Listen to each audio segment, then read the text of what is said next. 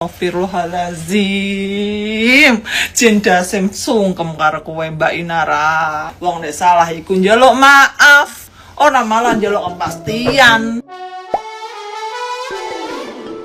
Gelombang reaksi publik kembali membesar setelah pengakuan Inara Rusli soal posisinya dalam pernikahan Insanul Fahmi dan Wardatina Mawa mencuat ke ruang publik. Alih-alih meredam situasi, penjelasan Inara justru memicu perdebatan panjang di media sosial. Netizen yang budimai ramai menyoroti pernyataannya yang mengaku tidak mengetahui status pernikahan Fahmi sejak awal, namun tetap memilih bertahan setelah fakta terungkap. Banyak netizen yang budiman menilai sikap tersebut kontradiktif, terlebih ketika Inara menyebut adanya kesalahan pribadi tanpa disertai gestur permintaan maaf yang jelas kepada pihak istri sah.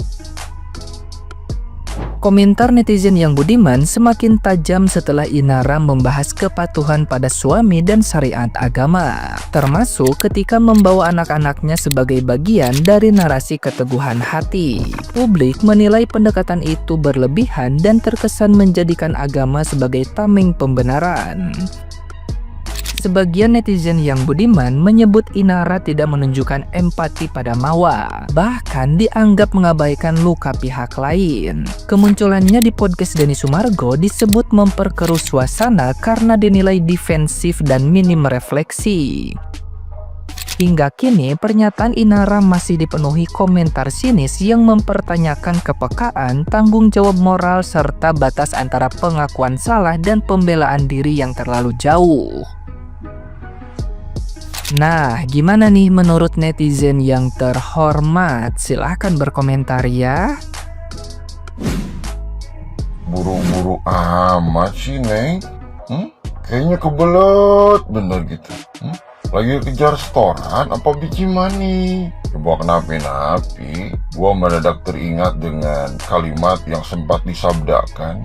Perempuan baik-baik sih kagak mungkin mau ya sama laki orang, kecuali pelakor. Lagian, kalau jadi pelakor mah modalnya kagak perlu cantik, sing penting kagak tahu diri aja. Katanya sih begitu. Jujur nih, pas gue nonton podcastnya Inara Rusli, gue tuh jadi punya keyakinan sendiri kalau manusia itu berubah-ubah sesuai kondisi. Cana. Yang pertama, yang dulunya merasa korban, sekarang malah jadi pelaku, itu satu. Yang kedua, saat dia merasa jadi korban, dia tuh ada pernah bilang kalau perempuan baik-baik itu nggak akan mau sama suami orang, Cana. Tapi saat dia jadi pelaku, dia ralat kalau ternyata statement dia itu salah, Cana. Terus dia juga pernah bilang kalau pernikahan itu harus diumumkan biar nggak jadi fitnah. Lah dia sendiri aja sembunyi-sembunyi. Terus katanya kalau mau poligami itu harus istri pertama yang cariin. Lah dia sendiri bukan Mawa yang cariin, malah si Mawa sendiri nggak tahu kalau suaminya tuh nikah lagi. Terus dia juga bilang heran katanya kenapa ini tuh harus melibatkan banyak orang, bahkan sampai satu Indonesia tahu. Lah waktu zaman si Virgon, satu Indonesia tahu, satu Indonesia ngehujat si Virgon gara-gara elu. Jujur di podcast ini tuh gue ngerasanya si Inara tuh banyak blunder sendiri. Terus jawaban-jawaban dia itu banyak nggak nyambung sama pertanyaannya Densu. Sama kalau udah kepepet, dia pasti bawa-bawanya tuh syariat, kan geli. Kayak tisu seliweran isinya Mbak Inara meminta kepastian kepada Mbak Mawa, apakah mau melanjutkan atau tidak mau. Ya kalau tidak mau, segera diurus perceraian. Astagfirullahaladzim, astagfirullahaladzim, cinta sungsungkem karo kowe Mbak Inara. Wong nek salah iku njaluk maaf, ora malah njaluk kepastian. Ki sidane bojomu weno aku, apa ayo bareng-bareng di rumah temanu di kudang. Normale iki wong-wong iki ya, kepastian iki sidane kok lunga jam piro? Kepastian kok sidane akhirnya gimana? Bukan kepastian memutuskan perceraian rumah tangga orang, Mbak. Mbak, kamu itu gimana sih? Nah, Cah, nang ngene podcast-e ada kata-kata sing kok ngene. Saya tidak menyalahkan semua orang. Pesan untuk Mbak Mawa, saya tidak menyalahkan semua orang, tidak juga menyalahkan saudara I.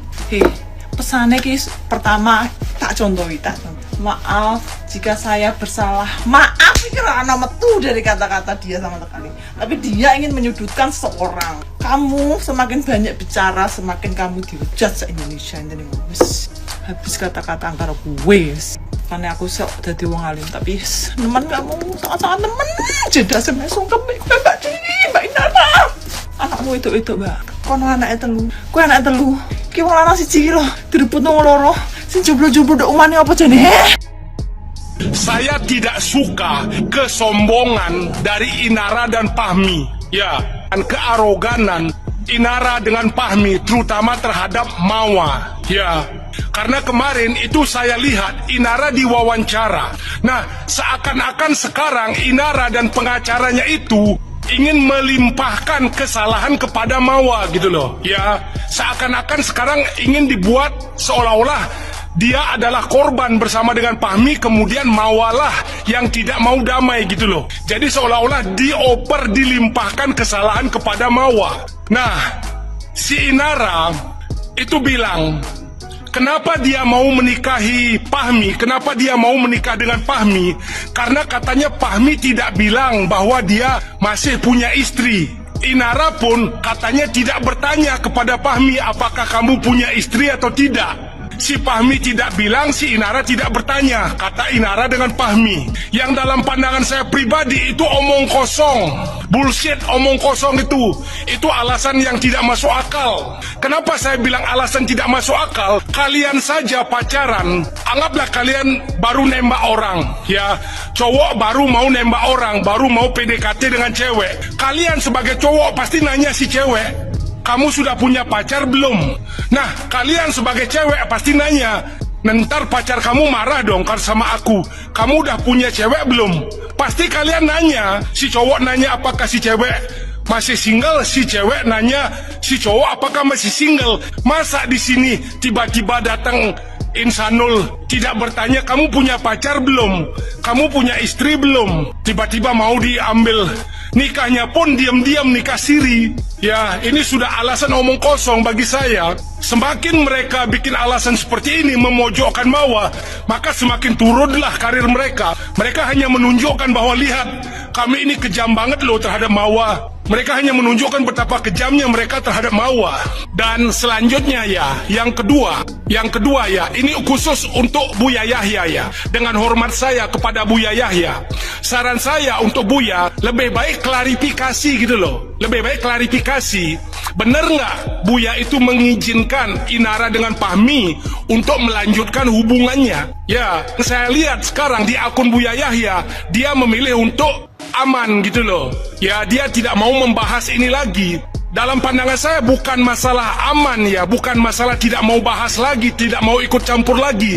Tapi setidaknya klarifikasilah Buya Yahya ini, gitu loh. Biar tidak seakan-akan tidak netral, seakan-akan memihak Inara dengan Fahmi. Kemudian Mawa nggak dibantu gitu loh. Ya, jadi saran saya Buya Yahya untuk klarifikasi kepada netizen. Ya, nah sekarang saya senang pemerintah ada aturan baru tentang nikah siri ini. KUHP baru ya tentang nikah siri ini lebih ketat. Karena begini ya, dalam pandangan saya nikah siri ini, ada yang bilang nikah siri boleh kok bang tanpa sepengetahuan istri, yang penting adil. Gimana adil, istri aja nggak tahu. Kemudian kalau cerai pun tinggal ngomong talak cerai. Dalam pandangan saya pribadi ya, mohon maaf pendapat saya, kalau begini ceritanya yang paling senang terhadap nikah siri ini adalah pria hidung belang. Pria hidung belang yang senang diuntungkan. Jadi saya senang pemerintah ya, bukan saya, sudah akan menerapkan KUHP baru tentang nikah siri ini, peraturan baru. Ya, nah yang saya lihat Inara ini sampai sekarang belum pernah minta maaf kepada Mawa, tapi seakan-akan menjadikan Mawa tokoh jahat gitu loh. Ya, ada komen yang saya baca, katanya itu Insanul Fahmi itu curhat terhadap Inara tentang rumah tangga dia, karena Inara duluan mengalami gimana tentang rumah tangga saya. Kata yang komen, kalau Insanul Fahmi sudah curhat terhadap Inara tentang rumah tangganya, berarti Inara tahu Insanul Fahmi itu punya istri. Ya, berarti dia tahu itu punya istri. Itu yang komen ya, saya dapat nemunya di komen. Katanya Insanul itu curhat kepada Inara tentang rumah tangganya. Kata yang komen yang saya baca. Ya.